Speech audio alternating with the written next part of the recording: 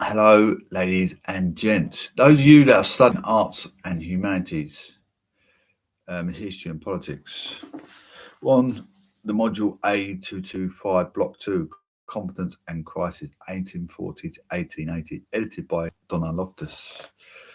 On Unit 14, Politics and the People. You can, if you subscribe, you can listen to the whole book from the beginning, so you can listen to it in your spare time. Your headphones on while you're at work, while you're with your family, while you're at home, while you're in the gym, anywhere you want with your headphones in. It's good to go over the module material. Page 338. I started doing this because I wanted to help other students. I thought, you know what? I struggle myself. So if I can help other students, I really hope this helps. Because you can put your headphones in, listen to the reading from the beginning if you subscribe to my YouTube channel. It's beneficial to keep going over the recordings so you know where you're at on the module. Introduction. In 1867, Parliament took a remarkable step towards extending the adult male franchise. Through the passage of the Second Reform Act, the measure applied to England and Wales, Scotland and Ireland. It had separate Reform Acts the following year. Although the effect of the 1867 Act was slight in rural areas, it more than doubled the borough electorate in Wales, England and Wales, from 500,000 to almost 1.2 million, thereby bringing a substantial portion of the skilled urban working class into the constitutional democratic process. Lawrence, 2009. It piloted through Parliament by a minority Tory government led in the House of Commons by Benjamin Disraeli. The proposal, initially modest, was much altered and explained in its parliamentary passage by Liberal amendments. These amendments, some of which caused considerable anxiety among Tory MPs, proved necessary to enact the bill. But in the process, the legislation became more radical to the extent that the Prime Minister, Lord Derby, dubbed it a leap in the dark, because no one at the time knew the impact it would have on Parliament and politics. Such dramatic changes to the suffrage had numerous consequences for the late 19th century politics. But in this unit, you explore some of them. Section 14.1 examines the prelude to 1846 and historical explanations for the franchise reform. It begins by examining the precursors to reform in the aftermath of Chartism, before looking at the parliamentary manoeuvres, sometimes called high politics, that surrounded the Act's passage. Section 14.2 explores some of the ways in which the Second Reform Act altered the national political landscape, including how political participated in politics, and the extent to which it acted as a catalyst for further legislative moves, such as the introduction of the secret ballot in 1872. This unit concentrates on national political history, and in consequence, most of its focus on the central state, and more narrowly, Parliament in so doing. In only fleetingly refers to working class activities or the close detail of day to day local politics instead. It is designed to introduce you to some of the more notable and long running debates between historians and about national political change. One of which is whether or not the 1860s truly made the British Isle more democratic. 14.1. The advent of parliamentary reform. In the first 20 years after the passage of the Great Britain Reform Act in 1832, the principal working class movement agitating for extension of the franchise was, as you know from the unit, the Age of Equipoise and the Great Exhibition of 1851, Unit 8. Chartism, regardless of how its achievements are assessed. It is clear that Chartism was an essentially modern movement born of a swelling population, industrialisation, swifter communication, rapidly increasing labour mobility, and a recognition by the labouring poor of shared political and economic interests that transcended locality. The historian James Venham recites some striking figures to demonstrate its reach.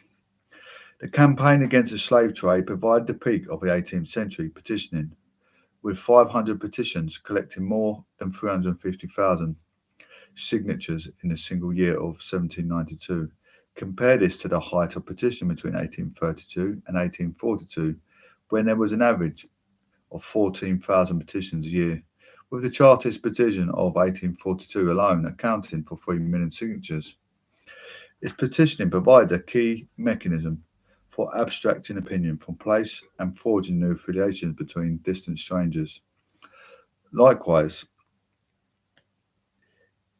incessant movement and tours around the country enabled these radical leaders to tie together divergent local struggles and organisations. In a single month during the Chartist agitation of 1839, Fergus O'Connor reportedly travelled 1,500 miles, 2,400 kilometres, and spoke at 22 public meetings, often for several hours. This type of charismatic organisation was also enhanced by newspapers. The Northern Star, O'Connor's Chartist newspaper, sold 50,000 copies by 1839 and claimed a readership of 300,000. Its format, which combined reporting on the local activities of Chartist groups, covering national politics, letters from its readers, and sensationalist crime stories, proved very effective at connecting the dots of the movement. Moreover, the national reach and formal organisational structure of Chartism far outstripped its predecessors. By the late 1840s, more than 1,000 localities had some form of Chartist organisation, and between 1839 and 1858, these local branches sent delegates to the annual convention of the National Charter Association. At the same time, as highlighted in modern credentials, Vernon suggests that Chartism relied on the older political custom of petitioning to convey its demands. Petitions had a long heritage as a quasi-legal form of direct democracy, which allowed the public to approach the state irrespective of whether they were enfranchised.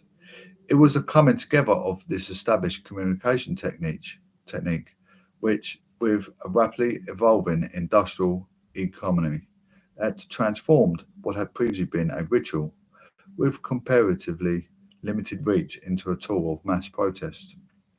Through its formidable organisation and its attempt to dissolve local boundaries, Chartism served as an exemplar for the future mass national movements. Furthermore, its modernity contrasts with a governmental system that, despite essential state growing reach, was rooted in older pre-modern arrangements. That is, in the centrality of parishes dominated by local landowners as the principal administrative units with which people had contact. Regardless of 1832's influx of middle-class voters, most members of the House of Commons and all those in the House of Lords continued to be drawn from the aristocracy and gentry.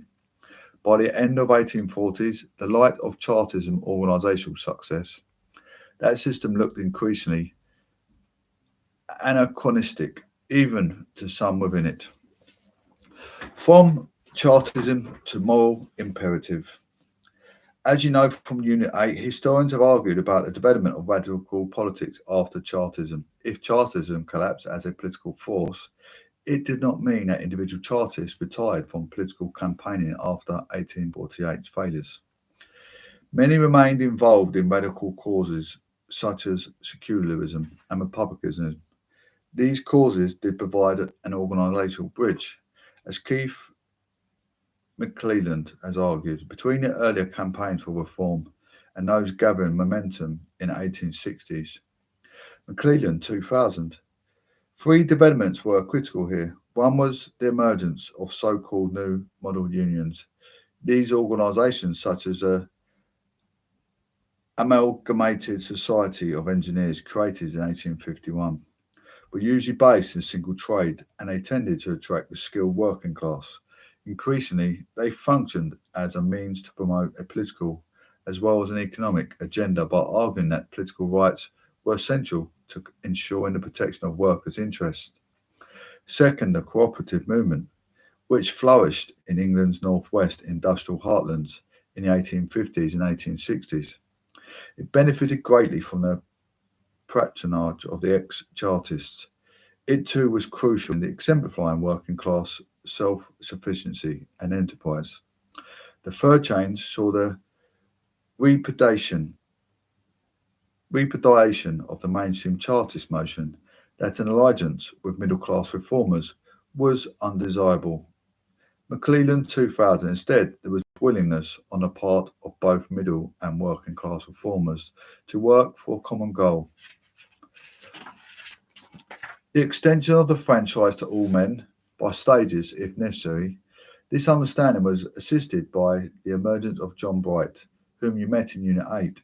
As a principal middle-class reform movement leader, Bright was already a political star. Passionate free trader, he had been the Anti-Corn Laws League's most popular orator, able to extract large audiences throughout the campaign. Elected as Liberal MP for Birmingham in 1857, his decision to devote his talents to the electoral reform cause gave the movement both a figurehead and a singly able spokesman in Parliament. Once again, Bright pulled in substantial crowds for his speeches.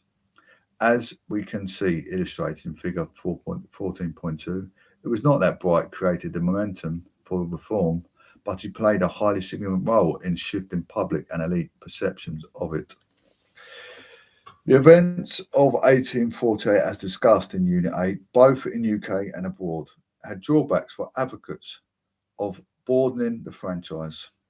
Historians differ over whether Chartism was a genuine revolutionary threat, although its principal stated aim of universal manhood suffrage was decidedly constitutional in nature. Nevertheless, the authorities certainly perceived it as a menace to public order. Its open alignment with the revolutionaries who had overthrown the French Orleanist monarchy in 1848, as you can see in figure 14.1 for instance, did nothing to dispel the anxiety that the movement was suspected to have close links, some of which were more imagined than real, with Irish nationalism further blackened its reputation. Even as it declined as a national force, Chartism persisted as a byword among the political elite for political agitation designed to appeal to the mob and undisguised class aggression. To make headway in parliamentary terms, the reform campaigners in the 1850s needed to distance themselves from the direct confrontation seen in 1848. This was where Bright's proselytizing was crucial because he promoted what Patrick Joyce has termed the moral narrative of constitutional renewal that emphasized notions of the nation or the people over the language of class. Joyce, 1966. He constructed a picture of Britain made economically great by the shared endeavour of its besiegers, and an imagined nation that welded the middle and working class together, but held back by a corrupt constitution sustained an aristocratic caste. Both Whig and Tory, as you know from Unit 8, this vision of the shared interest of capital and labour was a core part of the early Chartist movement, albeit one that coexisted with ideas of class differences. However, Bright's relentless focus on the shared interests of the nation of producers and his sidelining of languages of class was a clear shift in emphasis. By presenting capital and labour as the productive elements of society, those who ensured the progress of the nation. The political campaign for the working class vote was given a strong moral imperative. In Bright's reasoning, it was a straightforward question of justice. Workers, as an integral part of this rational, respectable, industrious nation, should be allowed full voting rights along with middle class men. To fight reform was, by implication, to be against progress and enlightenment. Bright's political narrative crystallised developments that were already in train. In 1850s, reformers started to turn away from promoting the idea of universal manhood suffrage as an absolute right. Instead, they tried to persuade the public to cause by emphasising the individual character traits of working class men, arguing that many had improved themselves and had acquired the right skills and qualities to use the vote fairly. Reformers built a moral Christian case for change, emphasising the respectability and self restraint of the labouring man in order to encourage legislators to extend the franchise to him. They claimed that working men would act independently and in the interest of their family in forming a political view, and that they would soberly and rationally inquire about politics through newspapers, libraries, and voluntary associations. In so doing, the reformers helped to create an idealised model of independent citizenship, comprising virtues of dignified work, sole maintenance of the family, and free association on terms of equality, and other men that stressed the male roles of breadwinner and patriarchal head of the house, Tosh 1994, page 188. While the narrative may have persuaded some doubters that extending the franchise to more working men was morally appropriate, at the same time it marginalised women and made it harder for them to achieve similar voting rights. In other words, reformers increasingly accepted or feigned to accept that a vote was a privilege to be earned by appropriately rational and respectable behaviours. This switch in tactics helped to ensure that the 1850s and 1860s were a period of relatively calm in extra parliamentary terms, while outward tranquillity did not mean there was no underlying discontent. Nonetheless, the decline of Chartist activism contributed a brief mid century lull on the reform question, although the reform campaign was become as a serious national political force in a decade or so after 1848. This lull made its longer term success more likely. Appeal to non-electors 1859, located at the end of the unit. This is an extract from the article but in the Birmingham Daily Post that quotes an address by the Manhood Suffrage Union. Despite the pause in full-scale agitation, there were several associations that assisted to campaign for suffrage enlargement in this period. This was one of them. In the mid 1860s, they tended to gravitate towards the umbrella organisation of the Reform League, of which more presently. This article gives a snapshot of the arguments made for enfranchisement of the working class in late 1850s. As you read, consider the following questions. What were the demands of this group? What type of language did it employ? Would you view this as an attempt to construct a moral case for enfranchisement of working men? There are four demands: full manhood suffrage, repealing of the Septennial Act, equitable appointment of representatives and elections by ballot, avoiding confrontational language. The Manhood Suffrage Union's declaration was couched strongly in an idiom of respectability. References to sobriety, maturity, patriotism, and earnestness are all prominent in text. The vote was portrayed as the right that had already been named, though not yet delivered, by possession of these virtues. The demand for full manhood suffrage was the principal demand, but others are of interest. 2. Repealing the Septennial Act, which allowed Parliament to sit for a maximum of 7 years, would probably have made elections more frequent. While the demand for equitable appointment of representation to population was probably a demand for equally populated constituencies. You might have missed the call for elections ballot. That was a request for secret voting. The declaration fitted neatly with the prevailing moral orthodoxy and stressed that the enfranchisement of working men was no longer a threat to cool-headed governments. The manhood suffrage is an attempt in lines 1 to 3 to divorce itself from inflammatory actions. There were parliamentary attempts to extend the franchise in the years following Chartism decline. In fact, there were Whig reform bills introduced by John, later Lord Russell in 1852, 1854 and 1860, and a Tory one promoted by Disraeli in 1859. Although they were tepid in comparison with the measure eventually passed in 1867, none could muster enough support in the House of Commons to become law. One reason was that, after Chartism, there was insufficient extra parliamentary pressure to suggest widespread insistence on changes to the suffrage. Another, though, was the dominance of the legislature by Lord Palmerston, 1784 to 1865, who held office variously as Prime Minister 1855 to 58, 1859 to 65, Foreign Secretary and Home Secretary almost continuously between 1846 and 65. Palmerston was a dogged opponent of constitutional reform, who was backed by a solid cross-party bloc of landed opinion.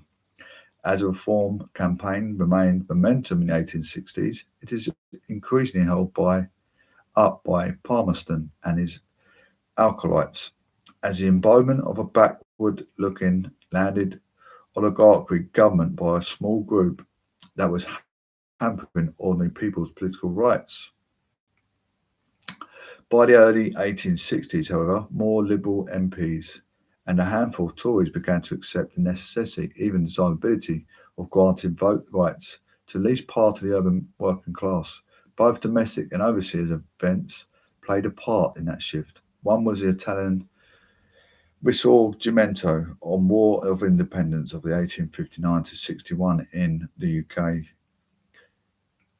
This war acquired a romantic reputation as the Italian people's heroic struggle to remove their autocratic Habsburg and Bourbon rulers and establish a national constitutional state, further afield, but of greater significance because of its impact on the British textile industry.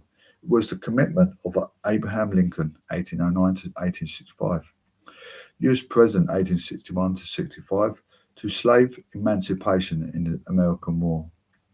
These events gave credence to the type of liberalism that simultaneously was being promoted by Bright and his followers. The Lancashire cotton famine of 1861-65 introduced in Unit 8 and also discussed in the Unit Work, Poverty and a New Poor Law, Unit 10, in which the supply of raw cotton into Britain was impeded by northern states' blockade of the Confederacy's export trade, caused mass unemployment and eventually starvation among the Northwest cotton workers, of whom there were over 350,000, with few expectations. The forbearance shown by Lancashire's unemployed hands in this lengthy period of inactivity and their general abstention from protest riots seemed an exemplar of reasoned moral restraint. In December 1862, following a mass meeting of cotton operatives at Manchester's Free Trade Hall, the working people of Manchester sent a public letter to Lincoln, which declared their support for, as they saw it, the latter's commitment to freedom and the end of slavery. Their example helped to convert several Liberal parliamentarians to ideas of franchise reform, not least the Chancellor of the Exchequer, William Gladstone. He helped define 19th century liberalism as progressive, reforming movement. He was a leader of the party for 30 years as Prime Minister for 13 of those. Gladstone was born into a wealthy Liverpool trading family of Scottish origins, which had made its money in trade with the slave-owning colonies in the Americas.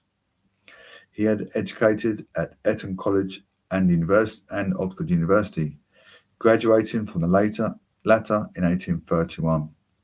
With a double first, always committed to a political career. He first entered Parliament in 1833 as MP of Newark, a pocket borough controlled by the Tory Henry Pelham Clinton, 4th Duke of Newcastle, 1785 to 1851. Gladstone followed Prime Minister Sir Robert Peel in accepting the case for free trade and was President of the Board Trade when the Corn Laws were repealed, a move that split the Tory party. After a period in opposition, he turned to government under Lord Aberdeen as Chancellor of the Exchequer. His reforming budget were discussed in Unit 8. Leader of the Liberals in the House of Commons during the debates of the Second Reform Act, Gladstone was Prime Minister in 1868 to 74, 1880 to 1885, 1886, and 1892 to 94. As you'll discover in Book 3, his later governments were dominated by the issue of Home Rule of Fort Island. A profoundly religious man, his views were often expressed in strong moral terms and a polarised opinion. If we read 14.2, Speech of William Gladstone to the House of Commons, 27 April 1866, located at the unit in the speech, Gladstone outlined the reason that caused him to reconsider the reform question. How did he use the example of the cotton workers to justify extending the franchise? There were clear echoes of the reform movements in argument in Gladstone language. Lancashire's working people had shown themselves to be noble and heroic in their earnest resilience.